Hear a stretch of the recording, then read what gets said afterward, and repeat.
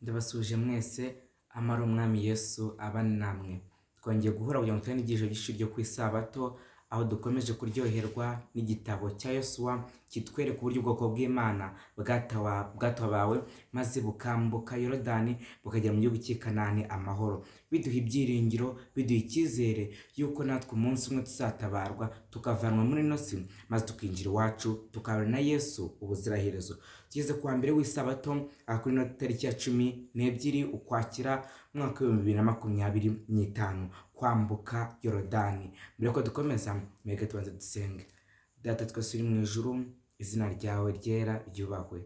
Turashimiye cyane yuko muri kino gihe giheruka amateka y'isi waduhaye bino byigisho byo kwizera twakura mu gitabo cya Yosuwa, kugira ngo tubashe kureba uburyo abakera babayeho, bitubere mwami wacu imbaraga, bidutera imbaraga, kugira ngo tumenye yuko ntabwo ari twebwe twenyine twageze muri urugendo rugana i Kanani mu ijuru, ahubwo hari n'abandi nabo bararwanye cyane, barageragejwe, ariko amaherezo kubera kwizera ndetse no gushikamaho bageze i Kanani, izina ryawe rirahabwa icyubahiro. Mwami wacu rero, ubwo tugiye kwiga kino cyigisho cyo kwambuka Yorodani, ngwino bane natwe, Mwuka wawe dusobanurire, twebwe ubwacu nta na kimwe twakwishoboza, ariko hamwe nawe ibintu byose birashoboka. Utuyobore, tugushimiye ko wumvise inshuro ryacu, udufashe mu izina rya Yesu.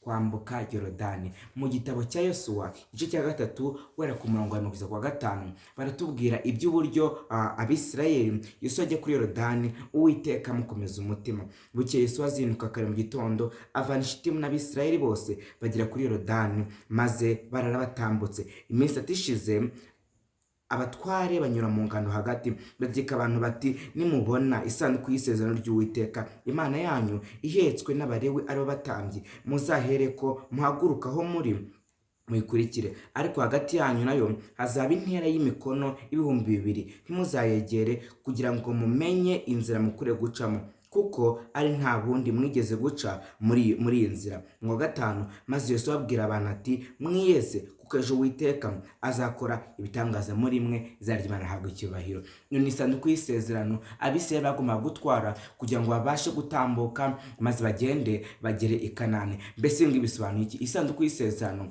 ni isanduku Uwiteka yari yatumye Mose akora abifashijwemo mu gihe bari kubaka ihema, ariko ino sanduku yoyo yari ikimenyetso cy'umwihariko cy'ibyo Uwiteka yashakaga. Isanduku y'isezerano yari irimo amategeko y'Imana 10 ayo Uwiteka yandikishije n'urutoki rwayo, izina ry'Imana rihabwe icyubahiro. Ariko kandi hari harimo n'inkoni ya Aroni yarabye mu gihe Uwiteka yamutoranyaga kugira ngo abashe kuyobora ubwoko bw'Abisirayeli. Muri iyo sanduku kandi hari harimo na manu, yari nk'ikimenyetso cyerekana yuko Abisirayeli umunsi umwe bari mu butayu, maze Uwiteka akabagaburira, ntabwo bigeze bicwa n'inyota, ntibigeze bicwa n'inzara, ahubwo buri gihe Uwiteka yabahaga ibyo bakeneye maze akabafasha. Ibyo ngibyo tubibona mu Kuva 16 umurongo 33 ndetse n'Abaheburayo igice cya 9 umurongo wa 4. Nako dufite isezerano, dufite isanduku yacu y'isezerano. Uwiteka yasizanye yuko azandika amategeko yo ku mitima yacu,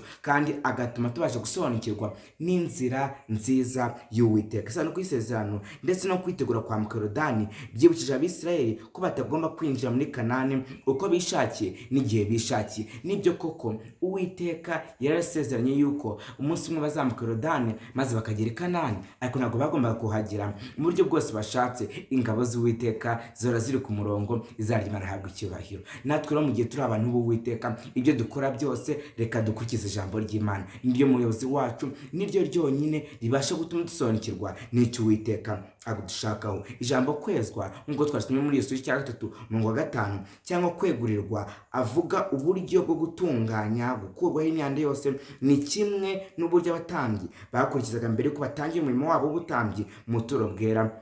Mu Kuva 28 umurongo wa 41 ndetse no Kuva 29 umurongo wa 1 bihwanye n'ibyo Abisirayeli basabwe gukora mbere yuko Imana ibihishurira ku musozi Sinayi. Natwe tugomba kubanza kwiyeza, tukaturira Uwiteka maze akaduhindura kandi akadufasha muri byose. Igitangazo cyo kwambuka uruzi rwa Yorodani cyari kigiye guhamiriza Abisirayeli ku isezerano ry'Uwiteka Imana yabahaye ryo kuzabakura mu Misiri akabageza mu gihugu cy'isezerano rigomba kwizerwa. Uwashoboraga gukamya uruzi rwa Yorodani bakambuka nta nkomyi, yagombaga no kubaha impano y'igihugu cyiza yabasezeraniye, izajya banahabwa icyubahiro. Ibino ni ibyiringiro, bino ni ibyishimo by'abana b'Uwiteka. Iyo turi hano muri ino si turabizi ko duhura n'ibyago bikomeye cyane, ariko ntabwo tujya ducika intege, ahubwo buri munsi dusubizwamo imbaraga. Uwabashije gukamya uruzi rwa Yorodani azatubashisha, maze natwe dutsinde ibigeragezo. Ariko nshuti bagenzi banjye, ntabwo buri gihe Imana ikamya Yorodani, oya, ahubwo gutabara kwayo ndetse no kwigaragaza kwayo siko buri gihe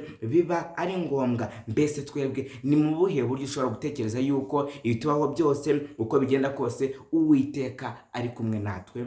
Nk'uko Uwiteka yabashije gutabara bano Bisirayeli maze bakambuka Yorodani akamije uruzi rwa Yorodani, natwe azadufasha mu buryo bwose maze twambuke tugere iwacu. Ni mu buhe buryo utekereza ko dushobora gukuza ibyamwuka byacu byo kuyiringira muri byose uko byamera kose, twiringiye ubutabazi bwayo? Imana izadutabara, izi ibyo dukeneye, izi byiza kuri twebwe, kandi ndashaka ko twambuka maze ngo tuzagere i Kanani. Imana idushoboze. Kandi mugenzi wanjye, ukomere mu kwizera, ugira imbaraga, umugabo nyamugabo ku kwizera, maze tuzahurire mu bwami bwo mu ijuru. Nibyo ngusabira, nayo mbyisabira mu izina rya Yesu.